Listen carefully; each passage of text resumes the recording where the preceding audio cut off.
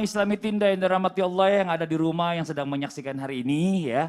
Sekarang ini kita berbicara situasi ini memang sulit.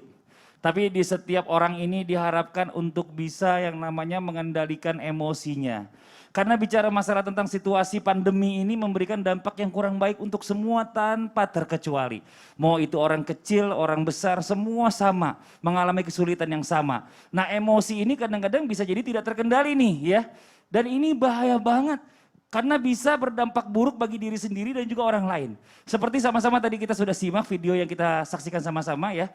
Dan ini akhirnya merugikan semua. Nauzubillah summa nauzubillah. Oleh karena itu hari ini kita akan membahas tentang satu tema yang berbau tentang PPKM. Tapi PPKM-nya agak berbeda ya. PPKM yang kita bahas ini adalah tentang pengendalian perasaan ketika marah. Masya Allah. Ya mudah-mudahan ya.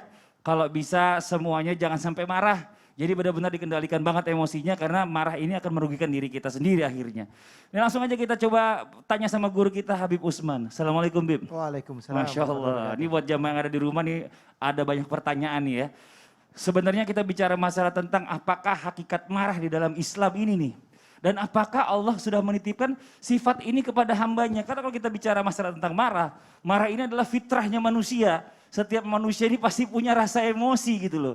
Dan bagaimana cara mengendalikannya, mohon izin. Tafadhol penjelasannya Bib. Afwan, Kang Fadli, Mas Fadli, Siap. Afwan, Mas Ustadz Blangkon Blangkon Loreng. Afwan Ustadz Syam. Bismillahirrahmanirrahim. Assalamualaikum warahmatullahi wabarakatuh. Waalaikumsalam warahmatullahi wabarakatuh. Alhamdulillah. Alhamdulillahil wahidil ahad. Alladzi lam yalid wa lam yulad wa lam yakul lahu kufuwan ahad. Laisa kamisli syai'un wa huwas samiul basir. Summa fasalli wa sallim wa barik ala sayyidina wa nabiyina wa maulana Muhammadin sallallahu alaihi wasallam wa sahbihi wa azwajihi wa dhurriyyatihi wa ahlul baitihi wa ansari wa sahari ma ba'du.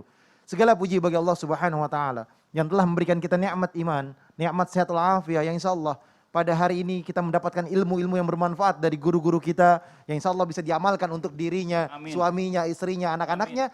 Insya Allah penuh dengan keberkahan dan keriduannya Allah Subhanahu Wa Taala. Amin, amin ya Rabbal Alamin. Bismillahirrahmanirrahim.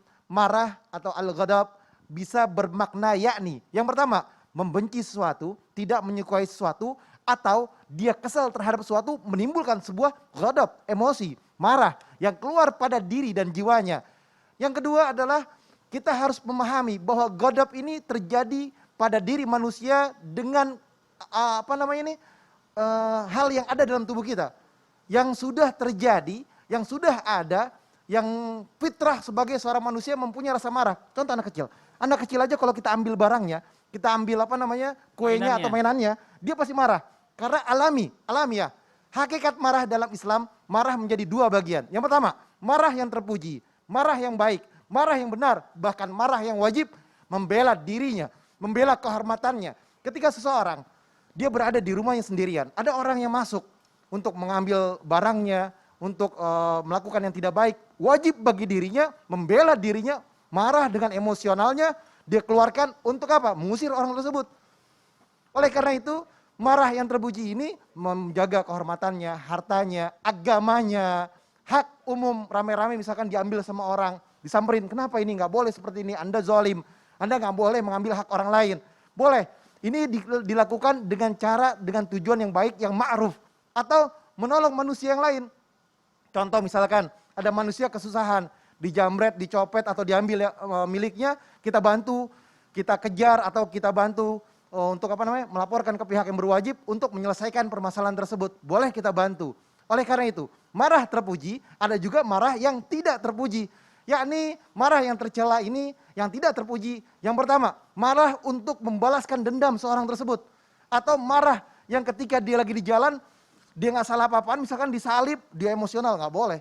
Marah seperti ini terjadi pada diri manusia yang menyebabkan bahaya bagi manusia tersebut. Emosional yang berlebihan, marah terhadap anaknya, marah terhadap istrinya, marah terhadap suaminya ataupun juga atau yang tidak sebetulnya bukan jadi permasalahan, tapi dijadikan sebuah permasalahan. Ini yang nggak benar. Cuman gara-gara nggak dibeliin sesuatu ribut, cuman gara-gara terlambat dikit marah, cuman gara-gara hal yang sepele akhirnya terjadi sebuah percekcokan, masalah yang lalu dikeluarin abis-abisan, ributnya jadi besar. Ini yang nggak boleh. Kalau ditanya marah ini sifat yang alami gak sih? Ini sifat yang lumrah, yang alami. Yang terjadi pada manusia dan siapapun manusia pasti akan mengalami yang rasanya Masya marah. Allah. Jadi bicara masalah marah ini sebenarnya fitrahnya manusia ini pasti ada ya. Betul. Tapi marah ini dibagi dari dua kategori. Marah Betul. yang terpuji dan marah yang tidak terpuji. Betul. Nah ini yang harus diatur, harus dikendalikan marahnya. Masya Allah luar biasa. Jazakallah khairan kasiran Bib atas penjelasannya. Nah